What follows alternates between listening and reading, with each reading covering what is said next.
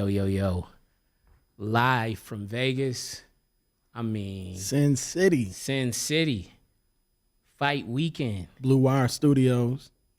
Blue Wire Studios. Fight weekend inside the Wynn Hotel. But look at the dude to my right, to your left. Come on, bro. LA Zone. LA Zone. LA Zone. Yeah. G Perico. What's Yes, happening? G, what's happening, man? Man, thank you for pulling up. Man, thanks for having me, man. Yeah. Thanks for real, for real. Feel like we was overdue for this. We've been talking the past few months about sitting down and just having a conversation, man. So I'm glad we got to have it, and what an amazing backdrop to do it in. Yeah, super dope. Yeah. Man, let's dive in. Just briefly for our people, our community. Can you give our fans and people just a brief, background of who you are and where you're from? Okay, G Perico, aka movie star. Okay. You know what I'm saying? Okay. Talk your shit, G. I'm from South Central Los Angeles. Grew up like all around the city, but like mainly on 111 and San Pedro on the east side. Well, basically like right where the city separate, east side from where the address has changed. Okay. Grew up in the gang environment, joined for a while, did that, and eventually became who I am now: entrepreneur, artist, visionary, father, good homeboy, everything. Yo, Yeah. that one that you mentioned, how important is that to you, fatherhood? Man, it's super important, especially like my situation is like the typical ghetto nigga shit. Like your baby mama hates you, you know what I'm saying? So it been like a fight for me to be able to be a father, you know what I mean? And my daughter is older now, so she could just hit me and holler. So now we got like a super good relationship, but like that shit was hell though. Like I know a lot of people from, the culture that we from could relate, you know what I'm saying? Just like ignorance, like, just generational shit of, a female probably never had a father and don't understand the importance of it, so feel like they kid don't need necessarily need it. Yeah. So when we know differently. Exactly. So, I just know the importance of it, just having somebody there to just give you solid information and somebody to look at and just that support. So yeah, it was definitely like real difficult. You know what I'm saying? Like the greatest thing that's supposed to happen to you, like it was like hell for the longest, but now it's getting together. So but you you guys are in an amazing space now, y'all. Yeah, cool. for sure. And she know I'm the truth, so that's all that matters. I'm happy. Love it. I mean? Yeah. When people talk about the good fight, that's the good fight. That's the good fight. I agree. Fight. What led you to music? Like, who are some of your big inspirations? That were like, yo, this is what I want to be. Initially, my uncle, like he had a studio. He was aspiring CEO, label owner. He had a label called Black Sun Records back in the day. Okay. And like I peeped the whole script from him. Like he had studios in the house, in the backyard. There used to always be a gang of niggas over there and shit doing music. So it was always around. And the fact that I like seen it hands on, it was just always in the back of my head. But when you step outside, like the street aspect was so prevalent, like, I fell into that. But, my uncle was my original, like, inspiration that put the thought in my mind. And then just seeing different artists and different people come from nothing to something and tell their story. And then, life gave me, like, a great story. So, yeah. Is your uncle still around? Yeah, for sure. What are those conversations like now that, you've stepped into this entrepreneurial musician, businessman? Like, what are those conversations like? I mean, he's super happy for me. You know what I'm saying? And, he try to lend as much support as he can. You know what I'm saying? Like information or help, A lot of the time, the musical gap is so like off. You know what I mean? He'll send me shit. It's like, bro, I ain't doing that. But Like, yeah, sample this. yeah, it's like it's super dope. And then it's like kind of like it don't feel real sometimes. It's like, damn, you really did it. You know what I mean? Yeah. And you doing it. Yeah, and You doing continue to do Yeah, it. Exactly. Yeah. That's cool. So you do take the time to sit back and reflect and on your journey and where you were to where you are now. You give yourself that time to. Yeah, that's majority of my life been like that, just reflecting, like, and just in order to grow. Like, I look back and be like, damn, I did that wrong, or I did that right, or I can't believe I'm here. You know what I mean? That's like a lot of my inspiration, just looking back at things that transpired. That's dope. Where do you think, like, coming up, gang culture, background, you talked about, like, earlier off camera, we were talking about, like, somebody sent you a picture from prison 20 years ago. Yeah. Just everything that you've been through. Are there key moments or a certain moment that you felt like was the turning point of your life where you're like, okay, I really got to focus? Yeah. The last time I was in prison, and then when I got out, just the cherry on top. Like, I was in there, and I was just into a lot of stuff, real mischievous. You know what I mean? Yeah. And I went to jail. I only had 2.5, so that you do a year off of that, and I ended up doing like an extra 4 months, and like I was messing up. I ended up on a yard where everybody got life on there. You know what I'm saying? Nobody going home for 10. The closest date was probably 10 or 15 years. You know what I mean? It's probably not the look for you. Right. And like normally before, like I didn't think nothing of it, like, and then I looked at one of my homies, he's my age, and he been in jail since we was like 15 for something he ain't do, got life. And then I just looked around, I'm like, damn, everybody here got life. And it's like the conversations that I was having with people, it's like it's a lot of intelligent people that move fast, think fast, and that's way sharper than me. And I'm like, damn, I got all these opportunities. I just had my daughter. I'm like, damn, I'm blown. And then her mama in and out of jail. I'm in jail. So it's like, Wait, your child's mother was in and out of prison yeah, too? yeah, my daughter was born in prison. My daughter was born in jail. I went and picked her up from the hospital. Wow. Yeah, I had her with me for the first 2 years, and then I had to turn myself in. So that was like weighing heavy. Before that, I didn't have no responsibilities besides myself, so I ain't even give a fuck. Like, this the life. You know what I'm saying? So Yeah. I just seen like all these people stuck, like probably never going home.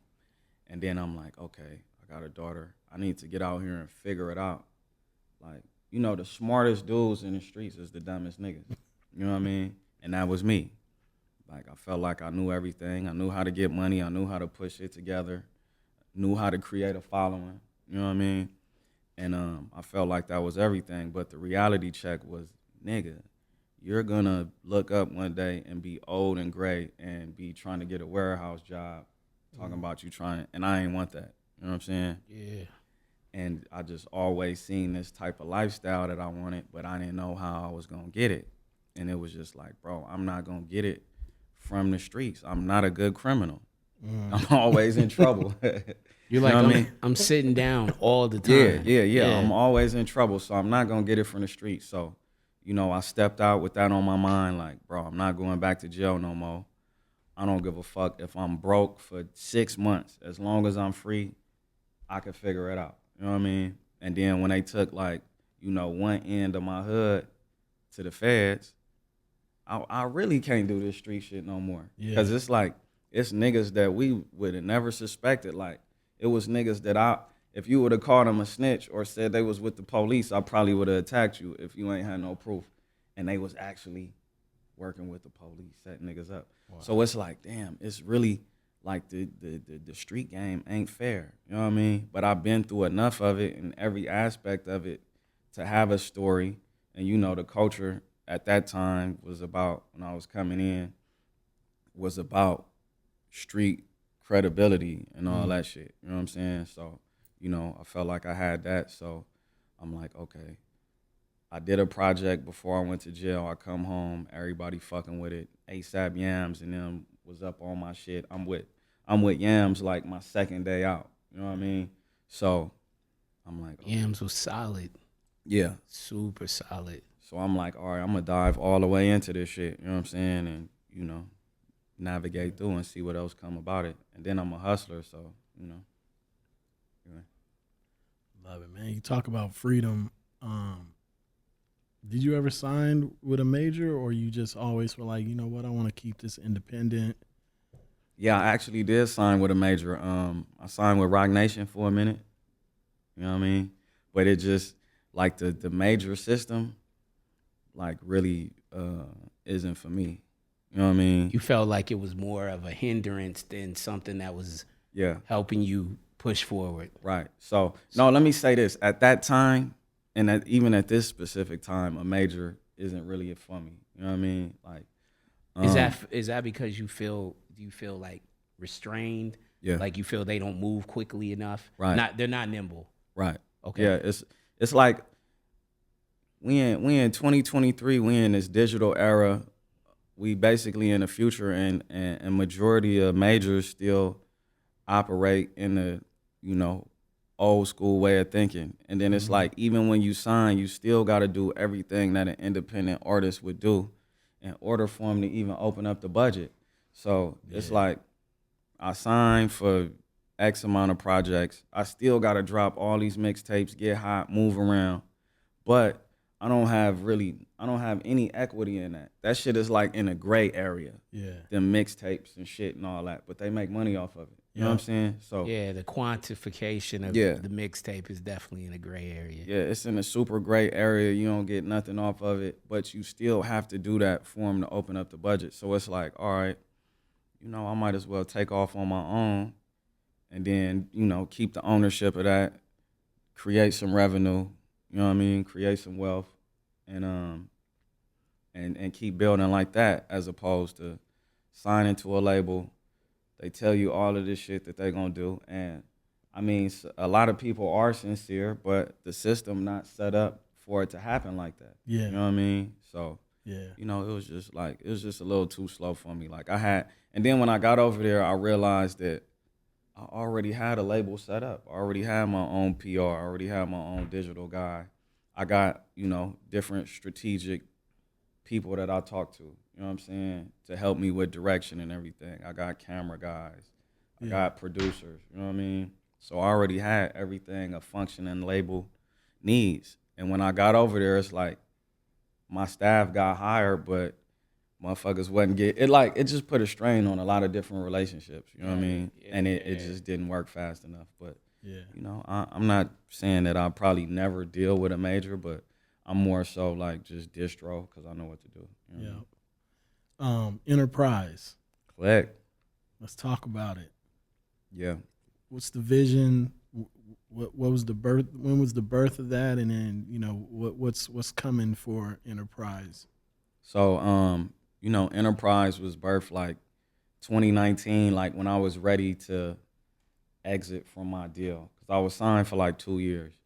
And when I was ready to exit, it was just like, just rebranding, reinventing, new energy, new fire, pretty much same idealism, but just a bigger goal and a bigger vision, because now I'm seeing the world and I'm seeing the possibilities from a different angle. So instead of thinking 3, 4, 500,000, I'm thinking 10, 20 million. And it's like beyond possible in my mind, and I know the routes and everything, you know what I'm saying? So like Enterprise Click was basically like me thinking a few 100,000 into like fucking, 7, 8 digits, you know what I mean? Type shit. And just knowing the possibility of it. And then also it's just, something to empower the people around me, like the people that get it, you know what I mean? Yeah. Because, in any industry, like where you entrepreneurs, and it's not like a business to where you got an 8-hour shift, you go drop this off and collect your check. Like this is a thing where we got value, and, if you got a vision and you got something that that could go along with the brand, that matches with the brand, like you could really do your shit and own it. So this is basically like for all my homies that got vision and understand like anywhere in the entertainment field, like this is like a support system and a platform for, you know, people to use. And then for the people, it's just, you know, motivation, inspiration, like, you know, watching me come from getting out of jail. All right, now we making hundreds of thousands off of music from zero. You know what I'm saying? And basically like investing nothing but, you know, time and creative ideas, not really no big money, to that shit going down to zero, negative, lost my house in the hills, all the cars I had gone, to zero, to reinventing Enterprise Click. Now we like certified millions, like 2.7 digits for sure when you check out the balance. So it's much more than music. yeah, for sure. It's really a creative hub for talent. Yeah, clothing, music. So you telling stories across fashion, like you said, across, you know, film and television. I'm sure that's an aspiration, right? Yeah, we actually going into films for 2024. That's what's up. So the same way I'm building this catalog is for 2024. I want to build a similar catalog with the films. Okay. With the independent films. Okay. You know what I mean? Yeah. Love it. Music. You just dropped a new single, Pressure, which is fire. Yes, Pressure.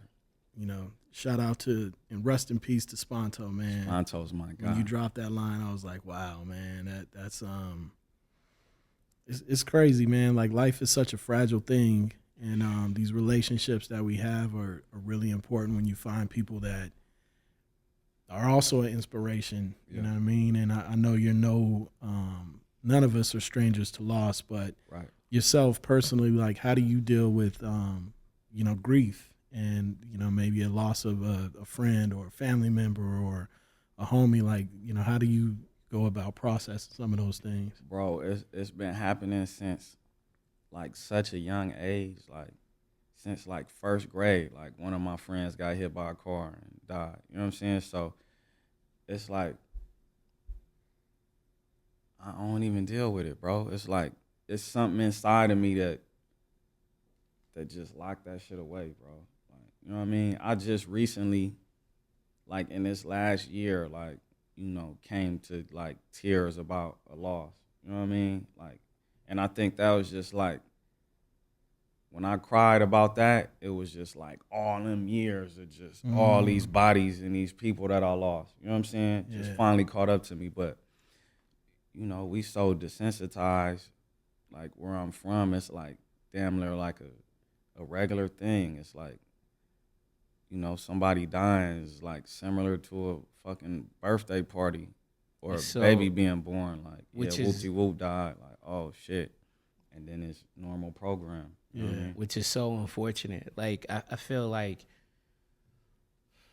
we as men of color and we from certain backgrounds, right? Like certain financial backgrounds, one, we're stuffing all the time. We're stuffing something, right? Yeah. Like it's like either whether it's about death, you know what I mean? Like you just mentioned, and it's like you're numb to it. Yeah. And that should never be the case. That should never be the case that's just a common occurrence. Death is a common occurrence. It's going to come. For sure. But the manner in which a lot of our colleagues, friends, whatever die, and you know what I mean? And how soon they die. Yeah. Whether it's to some street shit or whether it's to stress because we're constantly playing defense as black men. Yeah. Like we don't get to get on offense. We're constantly like, okay, how am I navigating this as opposed to like, I'm trying to just go straight. Yeah. I'm just trying to go straight. I'm just trying to win. We're navigating.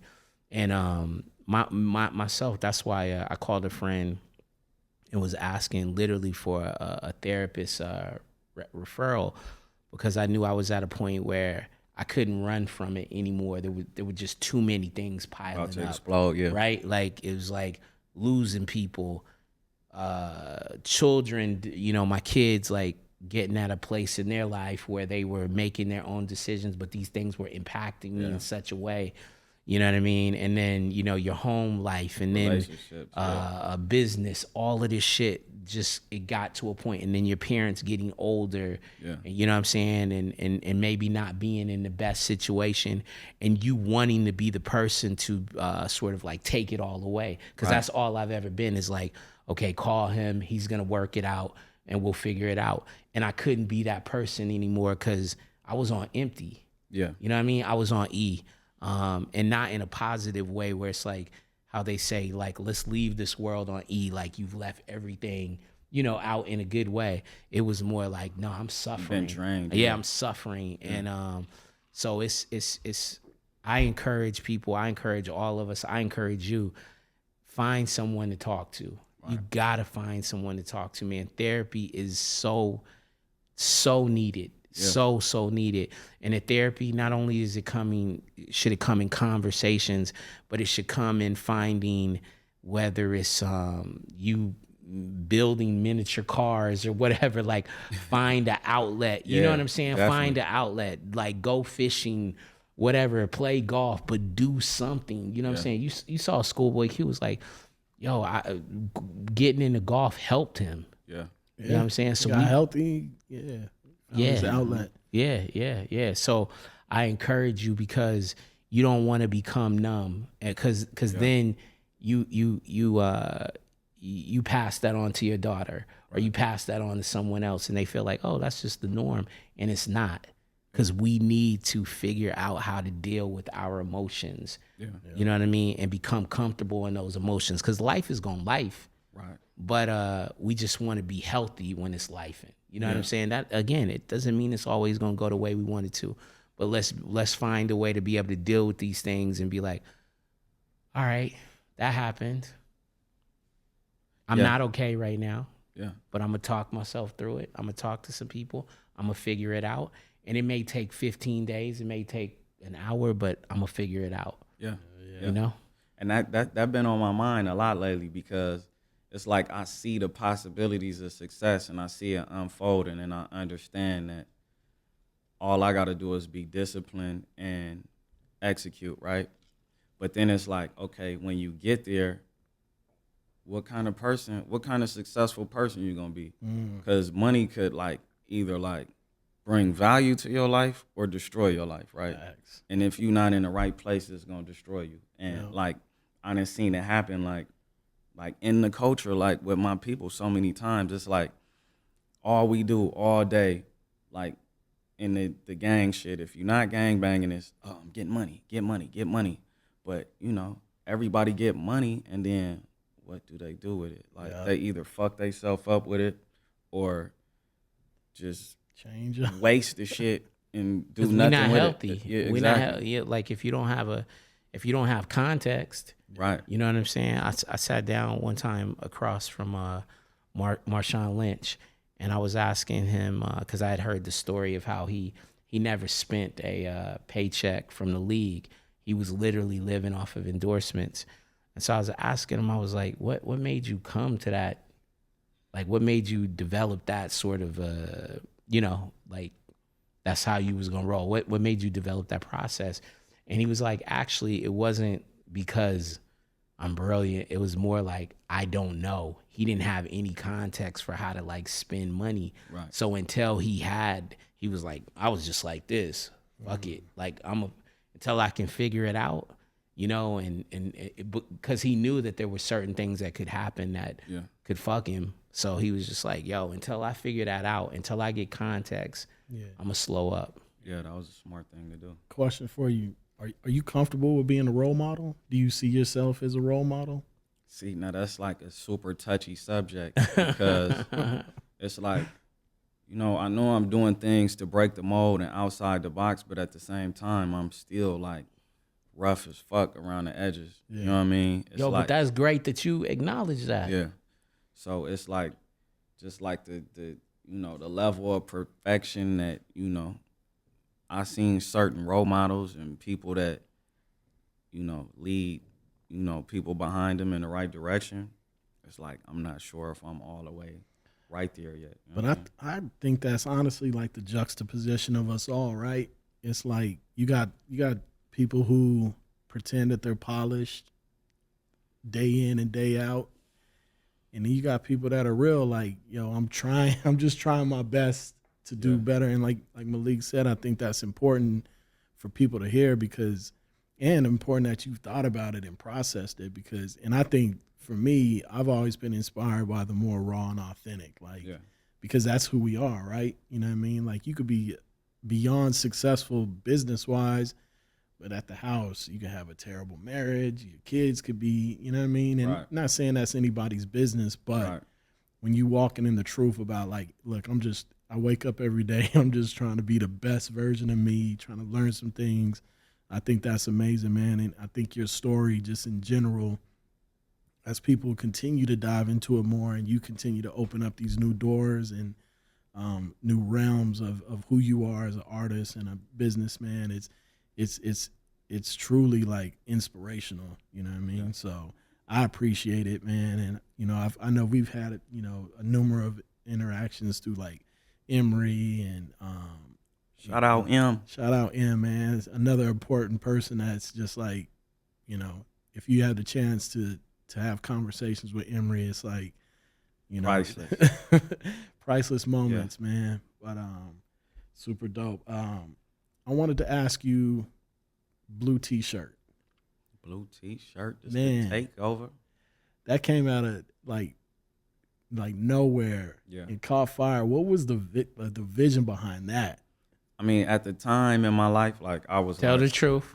I was at Sign and everything, and I didn't like it, and then I was like just struggling with people around me and everything, just to get people to see the vision and understand that it's possible. And it's like, man, how's so many people around and don't believe that shit is possible? You know what I mean? So I was just like on the, man, I'm about to beat the odds. And the craziest shit, like, I'm supposed to be beating the odds in business and actually executing shit, but I gotta beat the personalities around me and it just all the disbelief and crazy shit around. Like, I gotta battle that first of all. So it was just like a thing to where it's like, you know, life is what you make it, and like just making it, you know, impossible possible. So it's like, all right, blue t-shirt.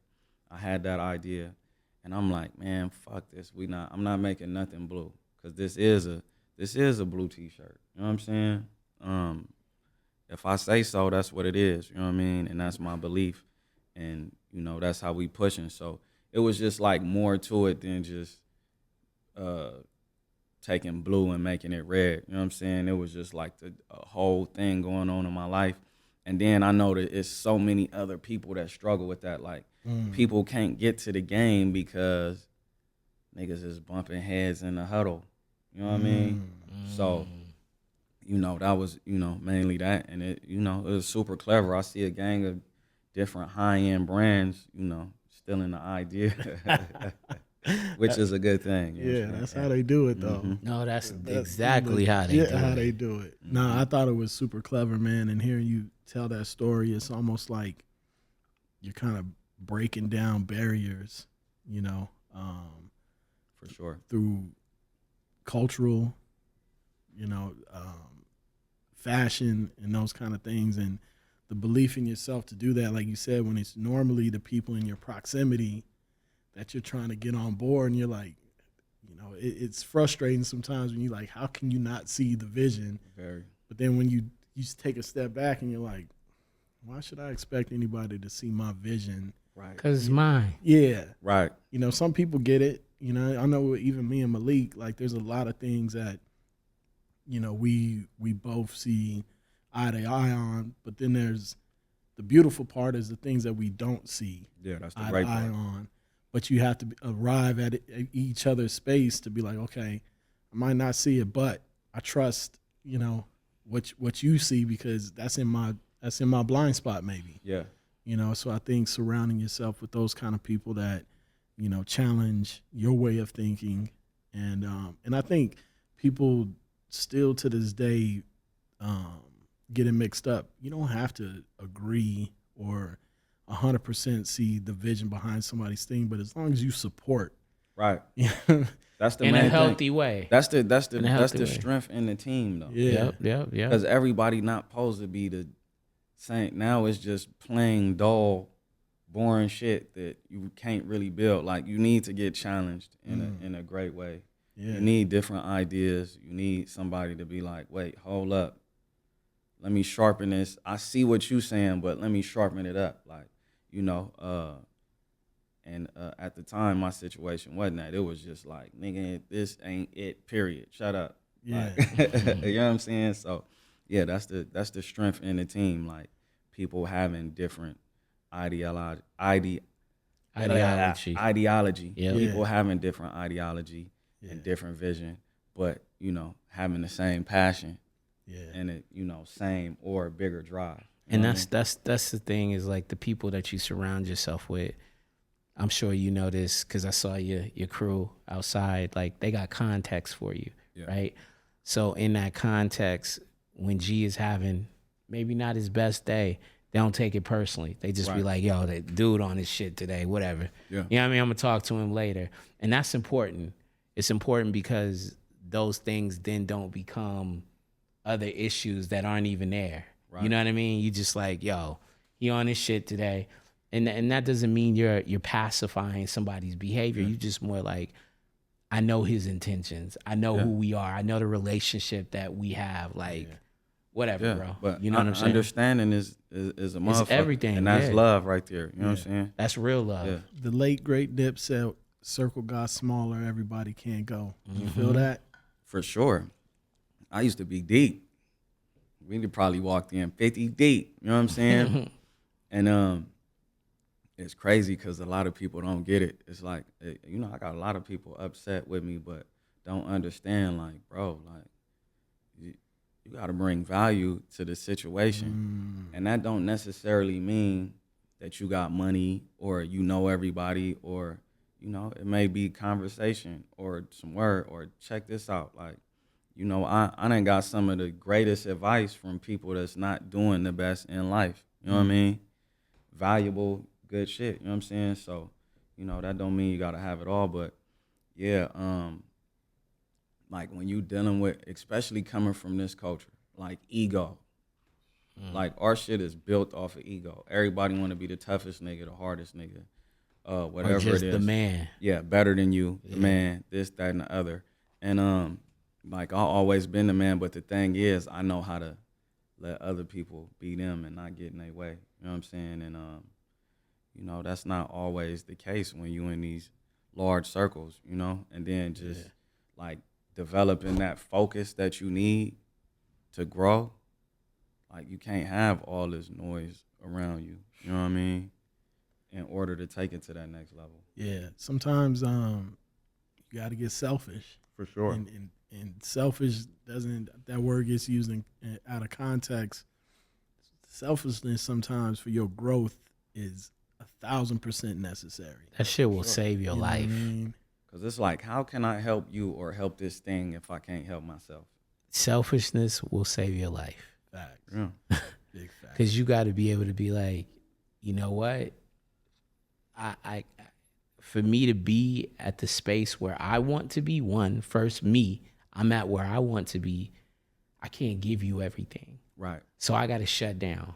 I got to shut down and focus and dial the fuck in and get to where I need to get to and then be able to see things. Then I can open it up some. Right. But this time I'm going to open it up a little bit slower and again, control the room. Because it's also about shrinking the room. That's what we talking about, basically. Because if you shrink the room, right, you can see everybody in it. You can be like, yo, when this happens, I know why it happened because I can see the room. But if you're in a big party, like a Rock Nation brunch, I don't know what the fuck. Right. You know, because it's too many people, right? But if it's a small dinner party, and that's the analogy I'm using for life, I know exactly why this happened. Yeah, less is more. Man, and also because it also like, I can't think about all these fucking things. I don't have enough bandwidth. Right. So if I shrink it, the value in the things that I'm focusing on becomes greater because I'm focusing on those things. Right. I'm pouring into those things. And the blueprint is there. Like if you look at any successful team or camp,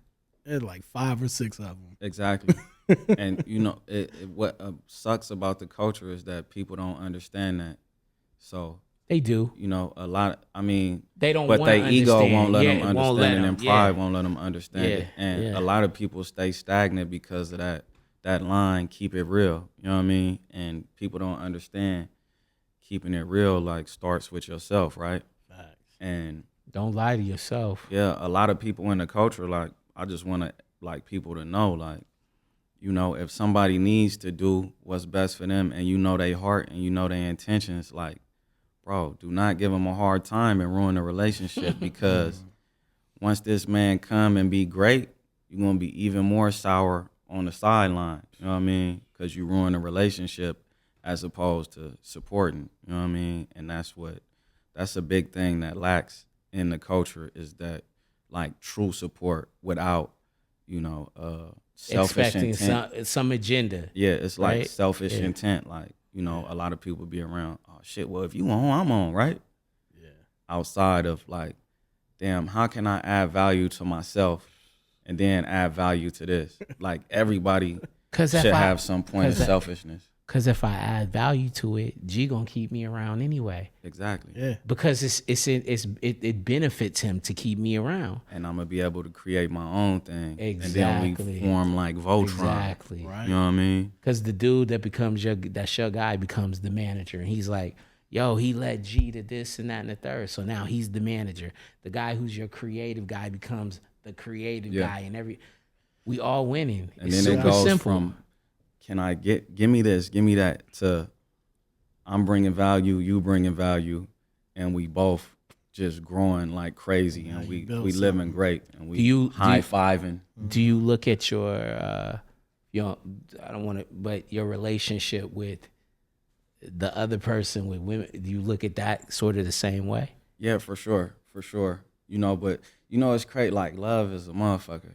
Like, you know what I'm saying? So, like, sometimes, like, even with them type of situations, like, man, love is like, it's really a difficult thing. But I definitely got to deal with somebody that brings value and peace to my life. If you're gonna be next to me, because like my life been so chaotic, and it wasn't really nothing that I chose. Well, I did choose to become a part of the street. So, I mean, it may be something that I chose, but like, you know, from birth, from the intro, it was craziness in the house. Like, people with attitudes and just wild shit that's not normal. So, yeah, like, my life been like super chaotic. I just don't wear it. So I definitely need somebody, like, if you're gonna be next to me, like, the first thing is like, bring peace to my world. Yeah, you know what I'm saying? And then we'll get to the other shit. Yeah. We out in Vegas, man, which is becoming Viva Las Vegas. sports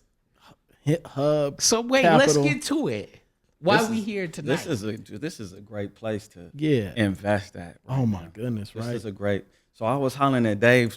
Sorry to cut you. Yeah. I was hollering at Dave. So we just bought a building in my hood and shit. Okay. And I'm like, Dave, where bro, I'm getting this money. Where should I, what should I do? And he like, bro, invest in Vegas. And nigga shit. I didn't hear it at first. I'm like, Vegas, man, fuck Vegas. You know what I'm saying? And then it's like, wait, I see what's going on. Like, this is really a place where, like, if you start investing in shit right now, like, in the next 5-10 years, everything gonna double, triple, quadruple. So it's like a great place to, invest, because it's, it's still not really no culture out here like that. Yeah. You know what I mean? So it's like in infancy stages. Like, you could build culture out here and just own all kind of shit. The fucking Oakland A's coming, expansion team. They got the train, 45. The population keep growing. I've been telling people for a long time, the first artist that really gets on from Vegas with the backdrop of Vegas, especially if he on some street shit, on some rap shit, it's a rap. Before we get out of here, man, what you up to the next 6 months? What you got in the works? So I got 7 Figures Later dropping, I believe, next week. Okay. next week, short project, 10 songs. And then right behind that, a few weeks after that, LA Summers 3. Then 7 Figures Later, produced by Trey and Loda Great, young producers out of LA. LA Summers 3, produced by Dupree. Still G Slim. After that, produced by Steels. Stills. Yeah. That's my homeboy. Yeah, Steel's from the my beach. guy. Yeah, Steel's my bro. Solid. That's like my executive producer. Like he touched everything. Okay. When I'm done with the sessions, I send them straight to him if he not there. That's for any song I do, and that's my DJ also. Yeah, no, I saw y'all on the road together. Yeah. That's my young boy. Yeah. Like that's my guy. Yeah, Steels is great. And then Hot Shot 2. Okay. Hot Shot 2, Gangsta Grills. And then I'm doing and then I'm doing a live album in Atlanta. Ooh, what Y'all hear band that? you gonna use? He working. The 85 Vibe, the they band. You know what I mean? So I did the 85 Vibe show, and then that was like my first time performing with a live band. And I said, damn, we need to do a full show. And then it turned into, all right, well, let's do the live album and the doc also. So we doing that in November, and it'll be dropping shortly after that, probably the top of the year. Have you already began production on the doc, or are you about to get into it? Yeah, we got it structured out and everything. So when we get there that week of, rehearsals and all that, we gonna go into that. You know what I mean? I need to put you with somebody. My man just got an Emmy nomination. He did Nas. He did the Supreme Team doc with Nas. Oh. And he's doing the Lollapalooza doc right now. He's going to Chicago. We're both. We love to put people together. Yeah. And dude is a beast. Y'all should connect. Yeah. Let's Matt, do it. I'm gonna call you. I'm gonna put you with G. Well, Chief will put you with G. Yeah. But y'all gotta work. And then we short films. I got a few short films loaded up, ready to go. So, that's my one of my missions to add to my resume for 2024, producing, writing, and starring in it. You know what I'm saying? Or co-starring, whatever my role may be in a specific film. And then the clothing, blue T-shirt. Let's get it. Every month. Sweet life. We shoot Pressure. We finished it up the Pressure video. I was gonna ask about that. Yeah. Pressure coming. Yeah. You Y'all should gonna not- be in it. You see him in the cut. Okay. We with it. Pressure.